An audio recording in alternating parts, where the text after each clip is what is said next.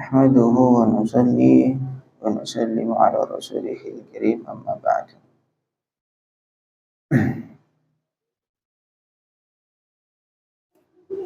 Alhamdulillah jemaah salat maghrib yang dimuliakan Allah. Malam Senin kita tabarukan dengan qasidah al-burdah dari Syekh Muhammad al-Busiri rahimahullah.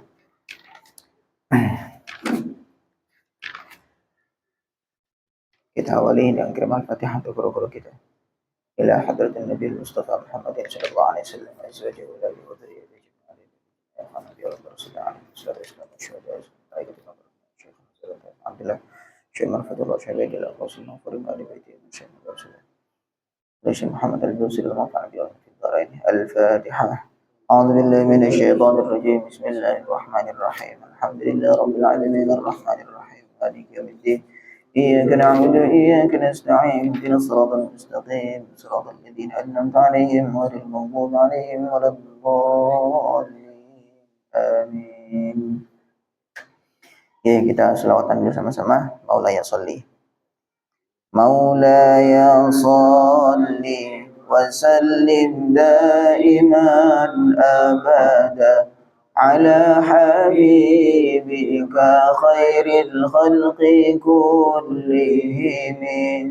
هو الحبيب الذي ترجى شفاعته لكل هول من الأهوال مقتحم لا تعجبا لحسود راح ينكرها تجاهلا وهو عين الحاذق الفهم قد تنكر العين ضوء الشمس من رمد وينكر الفم طعم الماء من سقم. La ta'jaban, jangan kamu heran, lihasudin, kepada orang yang hasud, yang iri, raha yungkiruha, yang dia mengingkari ayat-ayat Allah, yaitu ayat Al-Quran yang menjadi mukjizat baginda Nabi Muhammad SAW. Tajahulan dalam keadaan dia ini pura-pura tidak tahu. Wa huwa ainul hadzikil fahimi, padahal dia betul-betul memahami bahwa memang Al-Quran itu bukan buatan Nabi. Jangan kamu heran, kata Syekh Muhammad al-Busiri, jangan kamu heran, lihat kenapa kok seandainya kok Al-Quran itu adalah mukjizat dan tidak terbantahkan, tapi kenapa kok orang tidak iman semua? Tidak semua orang iman, tidak semua percaya kepada Al-Quran. Maka ini apa sebabnya? Hasud, karena iri. Karena iri. Maka la ta'jaban li hasudin raha yunkiruha, dia mengingkari. Tajahulan, dia ini pura-pura tidak tahu. Wa huwa ainul hadzikil fahimi, padahal dia betul-betul mengerti bahwa Nabi Muhammad SAW itu dari kecil semua orang tahu beliau nggak pernah belajar kepada guru siapapun, tidak pernah bisa baca, nggak pernah bisa nulis. Kok tiba-tiba menyampaikan sebuah berita yang tidak pernah terbantahkan, cerita tentang Fir'aun, cerita tentang umat-umat terdahulu, semua detail sesuai dengan faktanya. Maka orang-orang yang hasud, orang-orang yang iri, maka mereka mengingkari ayat Al-Quran itu. Di antaranya orang Yahudi ya. Orang Yahudi itu mereka iri, mereka hasud, mereka tidak suka ketika Nabi Muhammad SAW itu lahir bukan dari kalangan mereka. Orang Yahudi itu kan putra-putranya Yakub bin Yakub bin Ishak bin Ibrahim, ya kan? Nabi Yakub punya ayah namanya Ishak, Nabi Ishak punya ayah namanya Nabi Ibrahim. Nah, Yakub itu nama lainnya adalah Israel, nama lainnya. Sehingga Bani Israel itu kalau secara bahasa, bahasa umumnya itu ya anak-anaknya Nabi Yakub.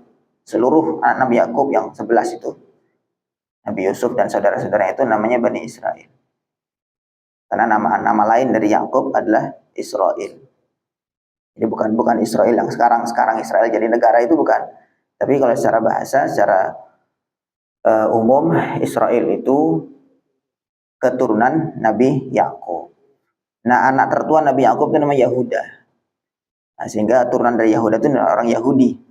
Sehingga Yahudi itu pertama bisa dipahami Yahudi itu sebuah nama keturunan marga Yahudi, anak-anaknya Yahudi, anak-anak Yahuda yaitu namanya Yahudi, sebagaimana anaknya Israel disebut Bani Israel, begitu kan? Nah, kemudian ada juga dikatakan sebagai agama Yahudi. Nah, orang Yahudi itu mereka iri. Kenapa kok nabi terakhir itu tidak lahir dari kalangan mereka?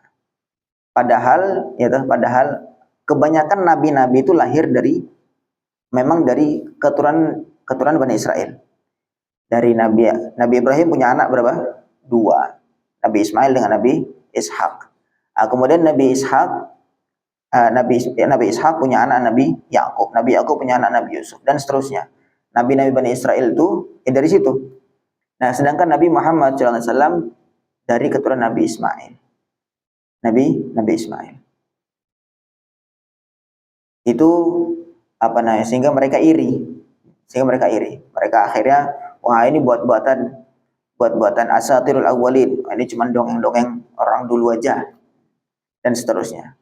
Intinya mereka mengingkari Al-Quran itu bukan karena mereka tidak tahu, tapi tajahul. Tajahul itu pura-pura tidak tahu. Padahal mereka ngerti bahwa ini tidak mungkin Muhammad ini yang dulunya tidak pernah belajar kepada siapapun, tidak pernah bisa baca, nggak bisa menulis, kok akhirnya menyampaikan sesuatu yang tidak bisa terbantahkan secara logis, secara ilmiah. Maka jangan iri. Namanya orang hasud itu begitu. Namanya orang hasud, orang iri itu begitu. Jadi dia bukan karena tidak tahu, tetapi memang membohongi di hatinya sendiri. Qad tunkirul ainu daw'asyamsi min ramadin. Qad tunkiru terkadang mengingkari al-ainu mata terkadang mengingkari daw'asyamsi cahayanya matahari min ramadin karena sakit mata. Karena orang sakit mata, kadang dia mengatakan, oh kok gelap sekali, kok nggak ada cahayanya matahari ini, padahal karena matanya sakit, kan gitu. Terkadang mata itu bisa mengingkari cahaya yang begitu jelas, begitu terang, seperti cahaya matahari. Karena apa? Ya karena sakit mata. Wa yunkirul famu, dan mulut terkadang mengingkari ta'mal ma'i, rasanya air, min saqami, karena sakit. Air ini segar, tapi bagi orang yang sakit kok pahit airnya ini. Jadi bukan objeknya yang sedang bermasalah, tetapi dirinya sendiri, jiwanya atau hatinya itu yang sedang sakit. Begitulah dengan orang yang mengingkari Al-Quran itu sebenarnya bukan karena apa-apa, bukan karena Quran yang keliru. Tetap mereka tidak akan bisa membantah, tidak akan bisa mengalahkan Al-Quran, tapi mereka mengingkari itu karena hasud, karena iri. Walamma ja'ahum kitabun min indillahi musaddiqul lima ma'ahum nabadha fariqum walamma ja'ahum kitabun min indillahi musaddiqul lima ma'ahum wa kanu min qablu yastaftihuna 'alal ladzina kafaru falamma ja'ahum ma'arufu kafaru bih. Jadi walamma ja'ahum kitabun min indillahi musaddiqul lima ma'ahum, ketika datang kitab musaddiqul lima ma'ahum yang membenarkan kitab-kitab yang mereka bawa. Di antara gambaran orang Yahudi, orang Yahudi itu mereka ahlul kitab zaman dulu mereka punya kitab-kitab yang di situ sudah menerangkan Nabi akhir zaman akan datang dan membawa Al-Quran, membawa ajaran-ajaran demikian. Nah, ketika kitab itu datang, ja'ahum kitabun min indillah musaddiqul lima ma'hum, yang sesuai dengan apa yang ada di kitab mereka. Wa kanu min qablu yastaftihuna 'alal ladzina kafaru.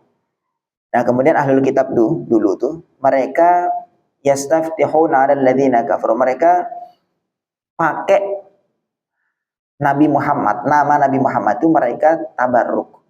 Mereka demi nama Muhammad, demi nama Muhammad, ya Allah, demi nama Muhammad yang engkau jadikan sebagai utusan terakhir, menangkanlah kami kepada orang-orang kafir. Nah, gitu. Mereka istiftah, mereka dalam perang itu tawasul dengan nama Nabi Muhammad. Falamma ja'ahum ma'arafu kafaru bih. Ketika telah datang apa yang telah mereka ketahui, bahwa Nabi Muhammad ya persis seperti yang diceritakan di kitab-kitab mereka itu, kafaru bihi, maka mereka kafir. Mereka menolak. Fala'natullahi 'alal kafirin, maka laknat Allah kepada orang kafir. Itu perbedaannya orang Yahudi dengan Nasrani ya. Kalau orang Yahudi itu mereka hasud, mereka iri kepada Nabi Muhammad sehingga mereka berusaha membunuh Nabi Muhammad. Jadi kalau orang Nasrani, mereka mengakui kenabian Nabi Muhammad sehingga mereka berusaha membela. Sehingga waktu dulu kita ngaji Maulid Barzanji itu ada pendeta Nasturo dengan pendeta Buhairo, dua-dua itu pendeta itu dari pendeta Nasrani semua. Ketika melihat tanda-tanda kenabian pada Nabi Muhammad SAW, maka langsung kasih saran, kamu bawa pulang. Ini orangnya akan jadi nabi nih. Saya khawatir kalau ketahuan sama orang Yahudi yang dibunuh. Sama-sama tahu orang ahlul kitab, orang Yahudi Nasrani waktu itu sudah tahu betul akan kedatangan Nabi Muhammad SAW. Ciri-cirinya bagaimana sudah mendetail. Nama ayahnya siapa, nama ibunya siapa, lahir di mana, ciri-cirinya seperti apa, itu semua sudah mendetail. Nah, masing-masing punya kepentingan. Yang Yahudi kepentingan yang mau membunuh Nabi Muhammad, sedangkan yang Nasrani mau membela. Nah, itu jangan heran. Namanya hasud itu orang yang sudah tertutup hatinya. Sehingga kebenaran seperti apapun, kalau sudah dikarenakan hasud, maka sudah tetap ada saja yang mengingkari. Allahu Akbar. Ya khairaman yammamal afuna sahatahu sa'yan wa fawqa mutunil ainuqir rusumi. Ya khairaman, wahai sebaik-baik orang, yammamal afuna, yang orang-orang menuju, mencari sahatahu, kepada terasnya, kepada halamannya, sa'yan, dengan berjalan kaki, wa fawqa mutunil ainuqir rusumi, dan juga ada yang menaiki punggung unta. Tadi dua bait sebelumnya tadi itu masih menjelaskan sisa kebesaran ayat-ayat Al-Quran sebagai mukjizat bagi Nabi Muhammad SAW. Nah, sekarang cerita tentang keutamaan Nabi lagi yang lain, yaitu diantaranya insyaallah nanti Isra Mi'raj. Ya khairaman yammamal afuna sahatu, wahai orang yang orang-orang lain mencari sengaja menuju kepadanya, kepada terasnya, kepada rumahnya, sa'yan wa fawqa mutunil ainuki ar-rusumi. Ada yang berjalan kaki, ada yang naik punggung unta. Intinya semua orang menuju kepada engkau wahai Muhammad. Ya begitu. Baik itu. Wa man huwal ayatul kubra li mu'tabirin wa man huwa ni'matul uzma li mu'tadimi. Wa man, wahai orang, huwal ayatul kubra, yang mana dialah tanda yang paling besar, li mu'tabirin, terhadap bagi orang yang mengambil pelajaran. Wa man, wahai orang, huwa ni'matul uzma, dialah nikmat yang terbesar, li mu'tadimi, bagi orang yang mengambil, mengambil nikmat itu. Ya, ini panggilan kepada Nabi Muhammad, intinya panggilan dengan panggilan sanjungan. Wahai engkau Muhammad yang sebagai nikmat terbesar bagi umat. Bagaimana nikmat tidak terbesar? Karena nikmat atau rahmat bagi Nabi ini menyeluruh tanpa terkecuali. Coba. Wa ma arsalnaka illa rahmatan lil alamin. Tidaklah kuutus engkau wahai Muhammad kecuali sebagai rahmat kepada seluruh alam. Yang enggak dapat rahmat Nabi Muhammad cuma satu, jin, setan. Jin bukan ya, kalau jin yang baik, jin yang muslim, jin yang apa namanya taat ya masuk juga, tapi setan-setan iblis tuh nggak masuk kepada rahmat Nabi Muhammad. Itu saja. Yang lain semua masuk. Orang yang maksiat, bahkan orang kafir pun dapat rahmatnya Nabi Muhammad SAW. Nah kok bisa? Karena nanti itu ketika di hari kiamat, ketika di padang mahsyar mendapatkan asy-syafa'atul uzma, asy-syafa'atul kubra, syafaat yang terbesar, syafaat yang paling agung, semuanya mendapatkan. Kondisinya waktu itu semua kondisi bingung di mahsyar pada kepanasan. Allah murka, kemudian didiemin itu semua dikumpulkan menjadi satu di mahsyar, padang mahsyar itu. Kemudian tidak ada keputusan apa-apa, didiemin aja.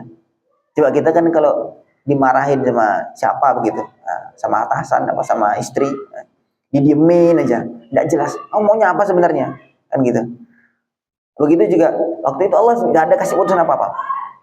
Dalam sebuah riwayat 50.000 tahun orang dibiarkan bingung begitu saja.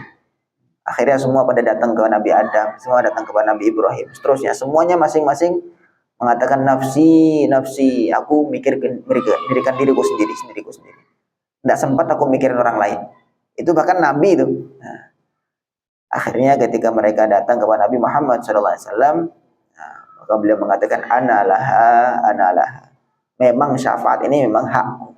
Memang syafaat ini adalah memang khusus untuk aku. Itu namanya al-maqam al-mahmud. Kita kalau doa habis adzan tuh wa ba'athu maqaman mahmudan alladzi wa'adtah. Ya Allah, berikanlah Nabi Muhammad atau sampaikanlah Nabi Muhammad al-maqaman mahmudan. Namanya maqam itu satu derajat yang tertinggi. Alladzi wa'adtahu, yang kau janjikan ya Allah. Nabi dalam sebuah riwayat mengatakan di akhirat nanti ada maqam mahmud, ada satu derajat yang namanya maqam mahmud, derajat yang terpuji, dan itu hanya Allah peruntukkan untuk satu saja dari sekian banyak ciptaan Allah, sekian banyak makhluk Allah. Kata Nabi, aku berharap akulah yang berada di maqam mahmud itu. Nah kata Nabi, siapa yang mendoakan aku untuk mendapatkan maqam mahmud itu, halat lahu syafaati, maka nanti dia mendapatkan syafaat aku. Maka di antara wasilah kita untuk dapat syafaat Nabi ya betul-betul kita perhatikan doa habis adzan itu. Habis adzan, Allahumma rabb hadhihi da'wati tammah salatil qa'imah ati sayyidana Muhammadanil wasilata wal fadilah wa ba'athu maqaman mahmudanil ladzi wa'adta. Allahu Akbar. Nah itu waktu itu ketika Nabi Muhammad SAW mendapatkan kesempatan syafaat, maka beliau sujud tersungkur, kemudian memuji-muji Allah dengan pujian yang kata beliau belum terlintas, tidak pernah terlintas sebelum dan sesudahnya. Sekarang, waktu itu beliau Allah ilhamkan untuk memuji-muji Allah dengan pujian yang belum pernah terlintas sebelum dan setelahnya. Coba kita bayangkan seperti apa pujian kepada Allah. Kita sekarang memuji Allah aja kayak sudah bingung mau buat pujian seperti apa lagi. Alhamdulillah, segala pujian milik Allah. Kemudian segala macam kita puji-puji Allah. Nah itu nanti ketika Nabi Muhammad SAW muji-muji Allah itu dengan pujian yang belum pernah terlintas di benak Nabi Muhammad SAW sebelum dan setelahnya. Setelah muji-muji Allah, kemudian Allah firmankan, irfa' ra'saka sal tu'ta wasfa' tusyaffa'. Angkat kepalamu wahai Muhammad, mintalah aku akan berilah syafaat, aku akan kabulkan syafaatmu, pembelaan. Akhirnya beliau mengatakan ajil hisabahum ya Allah, percepatlah hisabnya orang-orang ini ya Allah. Akhirnya ketika itu syafaat Nabi Muhammad SAW, pembelaan Allah, akhirnya dimulai hisab itu. Akhirnya kan berarti kan kegegeran huru hara di padang mahsyar itu akhirnya berhenti. Dimulailah syafaat. Sayyidina Al-Imam Al-Ghazali beliau menggambarkannya bagaimana huru hara di padang mahsyar. Matahari sangat dekat. Kemudian waktu itu mahsyar itu nggak ada pohon-pohon, sehingga nggak ada naungan. Semua pada bingung. Nah, kita sekarang di sini panas sebentar aja kita harus nyari bawah pohon atau nyari di bawah di kamar dan seterusnya kan gitu. Masya Allah, itu pun bumi kondisi sudah 2/3-nya isinya air, lautan dan seterusnya. Itu padang mahsyar semuanya tidak ada, tidak daratan, nggak ada air. Matahari didekatkan, betul-betul panas. Ditambah lagi semua bingung bagaimana mempertanggungjawabkan amal yang telah dia buat. Akhirnya di antara mereka ada yang mengatakan, kata Imam Ghazali, arihna min hadzal intidhar walau ilan nar. Ya Allah, kalau memang kami ini jatahnya masuk neraka, udahlah masuk neraka aja daripada kita nunggu gak jelas kayak gini. Ya juga, ketidakjelasan nunggu itu sangat menyakitkan kan kita. Mending dah kalau memang kami ini masuk neraka, arihna min hadzal intidhar walau ilan nar. Pokoknya selesaikan kami dari nunggu yang gak jelas ini, walaupun harus ke neraka. Masya Allah. Mereka sampai ngomong kayak gitu. Tapi sama Allah didiamin terus saja. Sampai akhirnya Nabi Muhammad SAW memberikan syafaat. Nah, itu orang kafir masuk juga. Maksudnya dapat juga bagian itu. Makanya namanya rahmat lil alam. Wallahu a'lam. Ya Allah. Kemudian begitu juga sama ketika Nabi Muhammad SAW masih ada di satu tempat, maka tempat itu tidak akan disiksa oleh Allah. Wa ma kana Allahu li'adzibahum wa anta fihim. Allah nggak akan mengadab satu kaum sedangkan Nabi Muhammad ada di situ. Sehingga Nabi Muhammad ada di situ walaupun orang-orang pada murtad, pada kafir, pada segala macam, ya mereka dapat perlindungan dari adabnya Allah Subhanahu wa taala. Setelah dipanggil, ya man huwa ayatul kubra lil mu'tabirin wa man huwa ni'matul 'udma lil muhtanimin, saraita min haramin lailan ila haramin kama saral badru fi dajin minadh dhulami. Saraita, engkau berjalan pada malam hari, min haramin, dari haram, maksudnya dari tanah haram, jadi dari Makkah, ila lailan, pada malam hari, ila haramin, menuju ke tanah haram satu lagi. Maksudnya haram itu artinya yang dimuliakan. Tanah haram, tanah yang dimuliakan, bukan haram hukum fikih itu bukan ya. Tapi maksudnya haram itu artinya yang dimuliakan. Ashhurul hurum itu bulan-bulan yang dimuliakan. Nah, ini dari tempat yang mulia tanah haram di Mekah menuju ke tanah haram yang lain yaitu di Baitul Maqdis.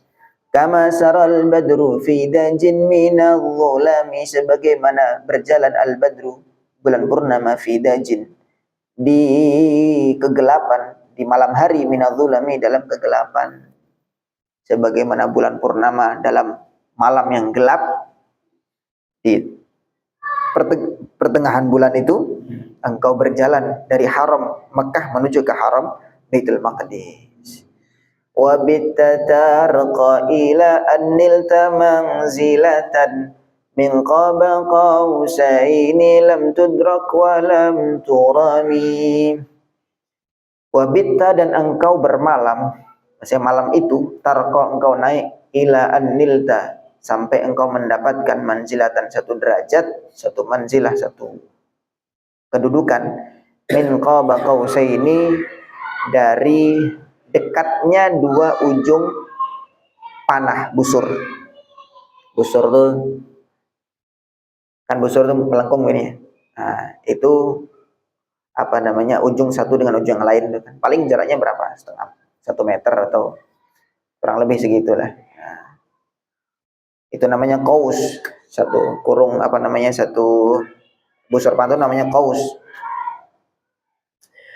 Lam tudrak, yang tidak pernah dicapai, walam turami, dan juga sama, tidak pernah dicapai.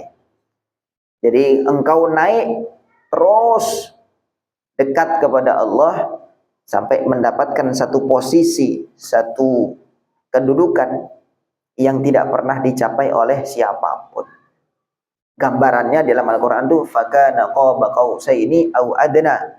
Dekatnya itu seperti dekatnya dua busur panah, dua ujung busur panah. Au adna, atau lebih dekat lagi. Perhatikan, ini jangan sampai kita memahami secara hissi ya, secara indrawi. Enggak. Maksudnya di sini dekat secara maknawi. Bukan dekat jaraknya tuh berapa meter dengan Allah tuh enggak. Berarti kalau kita memahami seperti itu, Allah tuh ada tempatnya, ada bentuknya. Tapi dekat ini dekat maknawi. Ini orang paling dekat sama Pak Presiden. Berapa senti dekatnya? Ya bukan itu maksudnya, tapi misalnya dekat ya dekat maknawi.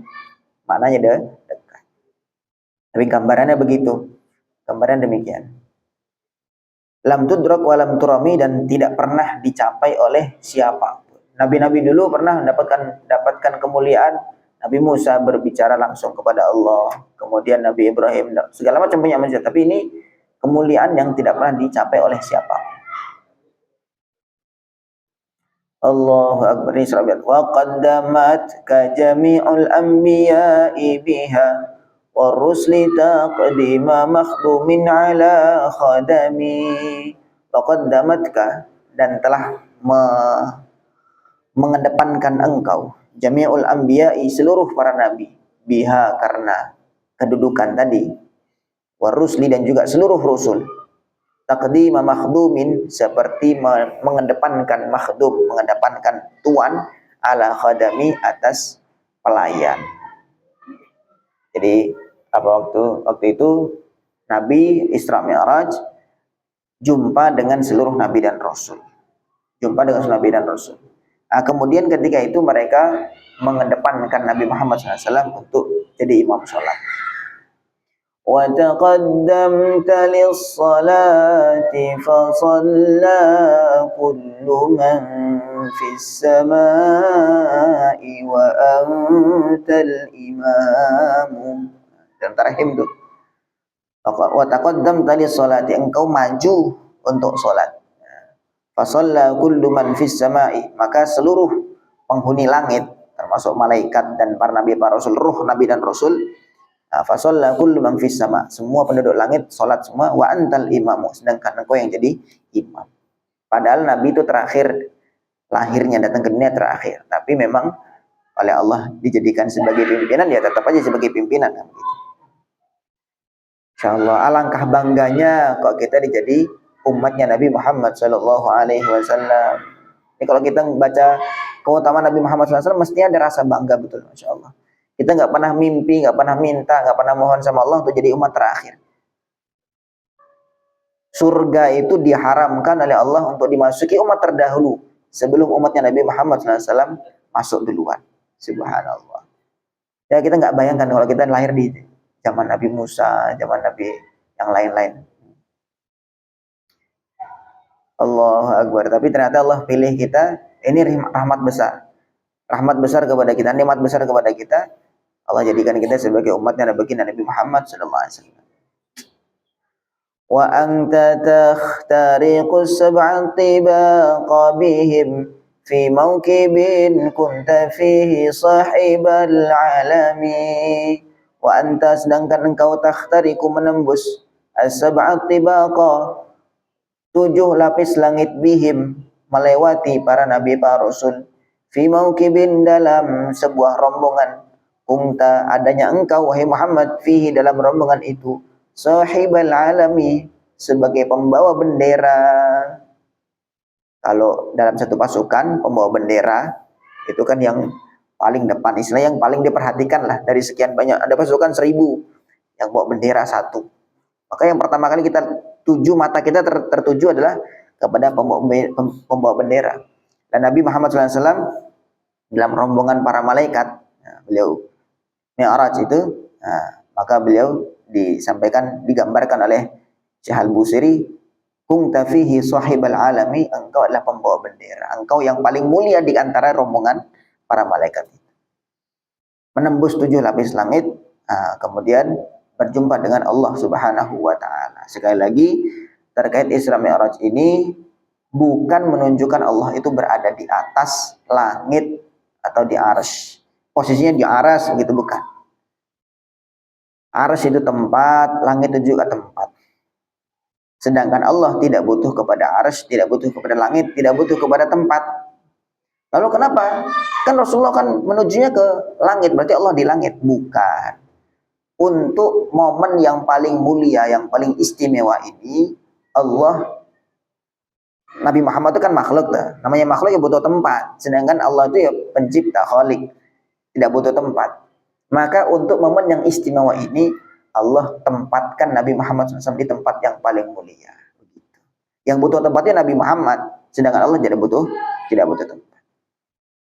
Sebagian orang tuh ini sebagai dalil kuat bahwa Allah tuh adanya di atas langit. Dalil kuat sebagai Allah di atas langit. Karena dalilnya yaitu Nabi kan Isra Mi'raj ke atas. Kita doa yuk ke atas, menghadapnya ke atas, sehingga berarti Allah tuh di atas. Jadi atas tuh maksudnya atas tuh bukan atas arah maksudnya, tapi atas kemuliaan. Atas tuh maksudnya atas kemuliaan. Biasalah itu bahasa-bahasa yang seperti itu di bahasa Indonesia juga sering kita pakai. Atas tuh tidak selalu bermakna arah, tapi bisa juga atas itu bermakna kemuliaan. Nah, lalu di situ yang butuh tempat itu Nabi Muhammad SAW, sedangkan Allah tidak butuh tempat. Cuman saja karena ini peristiwa yang mulia, peristiwa yang istimewa untuk bagi Nabi Muhammad SAW, Allah pilihkan tempat yang paling mulia.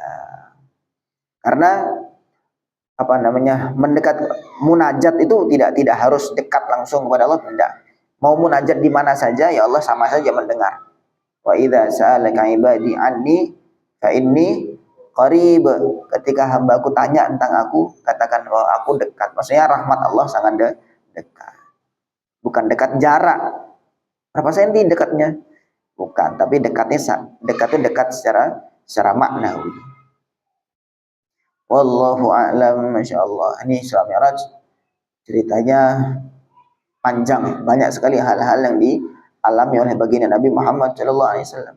Di antaranya beliau istilahnya sungkem kepada mbah-mbah beliau. Ketemu Nabi Ibrahim, kemudian Nabi Ibrahim pun salam kepada umatnya. Wahai Muhammad, sampaikan salamku kepada umat.